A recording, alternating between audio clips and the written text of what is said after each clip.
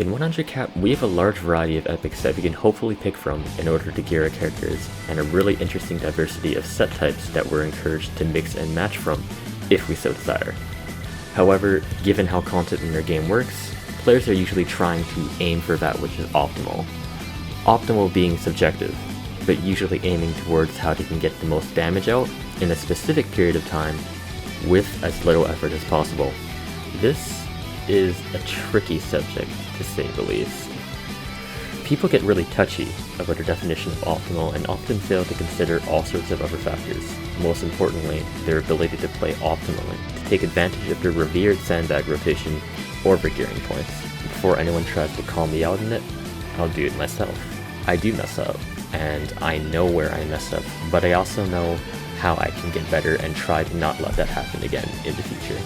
In this video, we'll be talking about Milnen and Milnen only. A question I often get regarding this class I main is in regards to the two knuckles, and it's a really long explanation.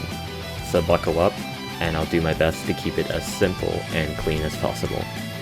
Before we continue on, I'm just going to start with a disclaimer. I'm putting one here because, again, this is a touchy subject for some.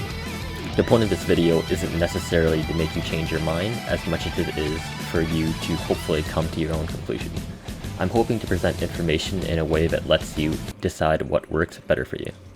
The next point is that you should do your own testing. The damage you deal in 25 seconds is cool and all, but in raid, things are different.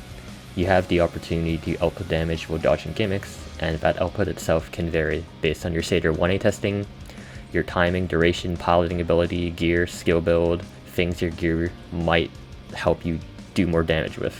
Once again, you should consider that which is also practical. We're also going to be using calculators for a reference value here.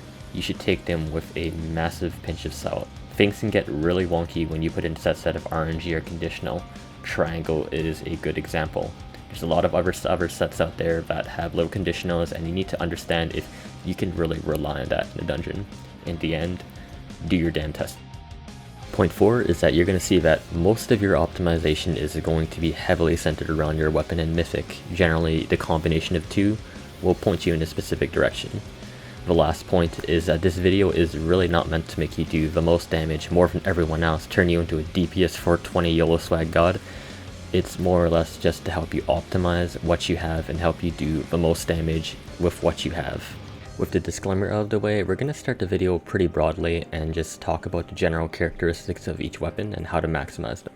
Just a quick note about mythics. One does not simply say War God mythic and then get it. Instead, you throw yourself into the shitstorm of hells and you take what you get, War God or not. Keep in mind that numbers you see here are probably just shinier if a mythic isn't shown. But also keep in mind, mythics can be slightly different from non-mythic counterparts, and that some work better with one weapon than the other. Now that we've got that out of the way, let's begin with Clearwell. Clearwell is the king of ease of use and straightforward damage. It works in just about any setup you find.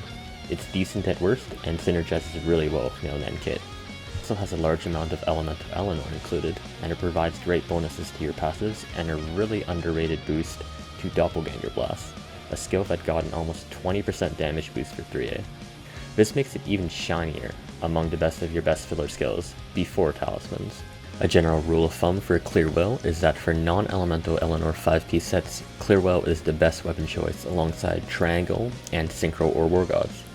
Tiger Flash's innate move speed helps with maintaining War God, but if you like Synchro's utility, the difference is literally often within a few percent. The same holds true even if you were to take in Rado and Worldly. Keep in mind Triangle has a variance of about 7%, and the setups here only vary by about 5% at most. To conclude Clearwell's overview, it's just really powerful. You can run it in just about any non-CDR setup and have absolutely zero problems. Now note that I said non-CDR.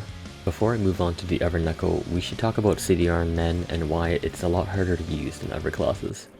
In order to manage your Spiral Windstorm, you have to be casting Gauge Gain skills whenever you can. Tiger Flash X-String, Nen Shot, Lightning Leg Strike, or Moonlight Land. It is really easy to drain a full gauge if you aren't doing otherwise, and you can only rely on your 2A or Moonlight Land once in a while. This is particularly painful because if one of your main talisman skills is Energy Shield, which it should be, It demands more gauge cost to install, while also lowering its cooldown. This is actually somewhat manageable on its own, but if you throw in talisman shoes or even more CDR, you'll simply not be able to upkeep this in dungeon without a lot of effort. Believe me, I ran talisman shoes for a while. The penalty for not keeping up windstone is pretty big. I'd recommend staying away from tally shoes unless you really know what you're doing, and keep any sources of CDR to just one. Next, let's talk about Roaring White Tiger. On first glance, it has a nice skill attack mod and a useful buff when you cast your Empowered and CDR'd Lion's Roar, but you'll notice it has no elemental Elemnore, which is really great on Nen due to their innate LE damage. There's also the knowledge that Roaring Tiger on male Nen isn't exactly great. By Roaring Tiger, I mean Lion's Roar. The weapon is very easily dismissed as FNen only. Looking at your other pillars, you'll also see that it's not very efficient versus the other skills over an average fight, and it doesn't even do that much damage over them in one cast. Even with talismans, it's pretty lackluster. With all of this stacking against it, it's pretty easy to see why most male Nens don't even consider this weapon competitive. But just as we've talked about how your build will often rotate around your core mythic and weapon, an optimized Tiger War build will even surpass stronger Clearwell setups, which we'll look at in just a moment. Keep in mind the calculator and the setups that I'm showing don't even include specific weapon buffs, and when optimized, you end up turning the underwhelming Lion's Roar into a skill that surpasses energy shield damage in a single hit, while also being on a lower cooldown. For those of you who are also saying, but my high tide talisman, well, guess what? Optimized builds will net you more damage over 25 seconds and beyond with Lion's Roar kitted out correctly. But a build that optimizes Tiger Knuckle won't perform just as well with Clearwell on it. Rather, you're going to see losses in damage if you put Clearwell on as shown here, outside of a minor gain on Doppel Blast and Nen Shot. For non-Roar skills, it's not too significant, but you can use better pieces here. As for Roar, there's just no point using Roar in a Clearwell build. Give it SP and put it into more efficient filler skills, like LLS or Spear, assuming you have other core skills already in use. What does Tiger Knuckle need? Well, the answer is pretty simple. Slap on some Elemental Elemnore. In almost all cases, this means you want 3 pieces of Black Magic Researcher. The Elemnore gained from this set is only 2% behind the 15% modifier on Clearwell. You might need to sacrifice all your blue and yellow emblems for gold elemental resists, as well as change your belt clone to shadow resist, but it's well worth it. If you use Evergeechee hybrids, you won't need to sacrifice as many emblems.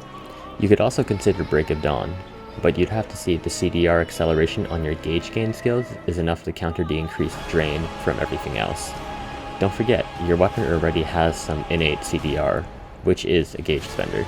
Break of Dawn also just isn't exactly competitive without lots of investment, and this knuckle just doesn't really fit very well with 5-piece armor sets, and Clearwell beats it in just about every setup that doesn't have Elemental Elemnore. If you're running 5-3, you simply just have a much better option when you're using Clearwell. Yeah, 5-3 doesn't treat Tiger Knuckle really well. Hybrid setups are where Tiger Knuckle really shines. Provided you have Black Magic Researcher and the popular hybrid armor pieces, you can get some monster setups that deliver outstanding performance in both burst and sustained. To finish off the overview of Tiger Knuckle, I'll immediately put out there now that this weapon does not play nice without the right setup. Your playstyle has to manage gauge spenders more, and due to how reliant it is on BMR, you more or less are restricted to hybrid builds only.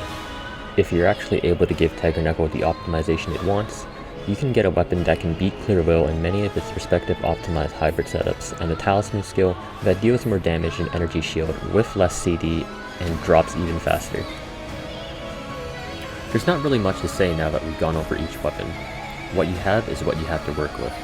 Instead, I'm just going to mention some changes to your skill build and talismans that you might want for each weapon, as well as particular mythics that stick out in favoring one weapon more than the other. Starting with Clearwell, there's zero need for Lion's Roar here. Keep it at 1 or 0, and put that remaining SP in a skill like LLS or Nen Spear. For talismans, I recommend running Energy Shield and High Tide Summon.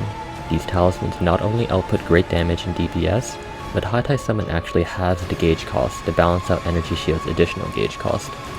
While Clearwell goes great with every mythic, some mythics that really stand out for it include Fate Rampager, Abyssal Dark Verse, War Gods, and Sea of Eternal Promises. Note that for the non-War God mythics, the other 3 have additional elemental damage as mythic options, and this really increases Clearwell's power. Note that as long as you can manage it, you can still run CDR mythics on Male Nen. For Roaring White Tiger, Nen Spear should be dropped to 1, with the SP put into Lion's Roar. Any remaining SP can be put into a filler of your choice. For talismans, I highly recommend running Lion's Roar and Energy Shield. Once again, you'll have to manage gauge, but the damage output is simply incredible. Tiger Knuckle works with every hybrid mythic, but the ones that stand out for it the most include Ancient Abyssal Robe, Apocalyptic Fury, Endless Research, and Interdimensional Supernova. Again, if you manage it, you can use CDR mythics on Nail 9 even for Roaring White Tiger, but considering the weapon already has CDR, you really have to make sure you are capable of it. This is honestly all I have to say about the weapons. I originally wanted to give a lot of hard comparisons about the weapons, but it would be really polarizing for NEN players, and I really don't want to start any arguments. I basically figured out that the differences in optimal cases for the weapons are within a range of a few percent, and I did what fit my playstyle more. I hope this video made your NEN gearing path a lot easier and gave an answer to this question that I see get asked way too often. I most likely don't plan on doing videos like this again outside of interesting cases like this, but if you've been watching this until now, I hope it helped.